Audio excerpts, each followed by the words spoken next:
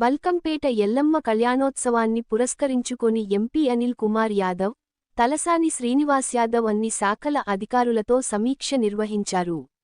తెలంగాణతో పాటు ఇతర రాష్ట్రాల నుంచి భక్తులు హాజరయ్యే ఈ ఉత్సవంలో ఎవరికీ అసౌకర్యం కలగకుండా జీహెచ్ఎంసీ, వాటర్ వర్క్స్, పోలీస్ శాఖ సమన్వయంతో ఏర్పాట్లు చేస్తున్నట్టు ఎంపీ తెలిపారు.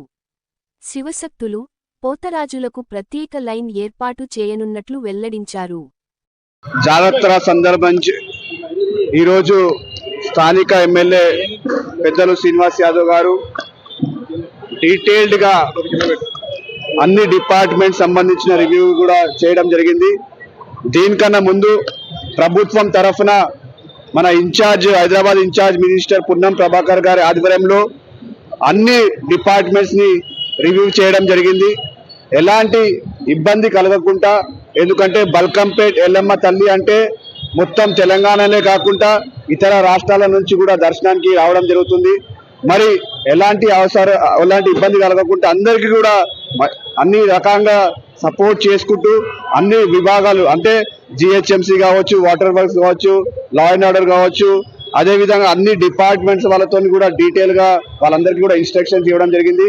ఇప్పుడే పెద్దలు శ్రీనివాస్ యాదవ్ గారు చెప్పినట్టు శివశక్తులు కావచ్చు, అదేవిధంగా పోతురాజులు కావచ్చు, వాళ్ళందరికీ కూడా లాస్ట్ టైం కొంచెం ఇబ్బంది కలిగినట్టు కూడా మా దృష్టిలో రావడం జరిగింది, ప్రభుత్వం దృష్టిలో రావడం జరిగింది.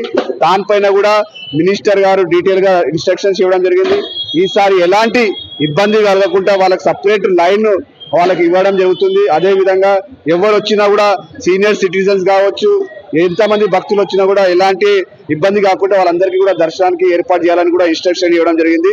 మరి ఇది కేవలం అమ్మవారి కాకుండా రాజకీయాలకు అతీతంగా, కులాలకు, రాజకీయాలకు, మతాలకు అతీతంగా కూడా మనం ఈ యొక్క అమ్మవారి దర్శనానికి అందరూ కూడా రావడం జరుగుతుంది. కనుక అందరం కూడా దీని యొక్క ఏర్పాట్లు అందరం రాజకీయాలు పక్కకు పెట్టి అమ్మవారి సేవ చేసుకోవడానికి మేమందరం కూడా ఇక్కడ ఉన్నాం. ఎందుకంటే అమ్మవారి ఆశీస్సులతో మేమందరం కూడా ఇక్కడికి రావడం, ఇంత పెద్ద స్థాయిలో కూడా వచ్చినామని కూడా ఈ సందర్భంగా తెలియడం జరుగుతుంది.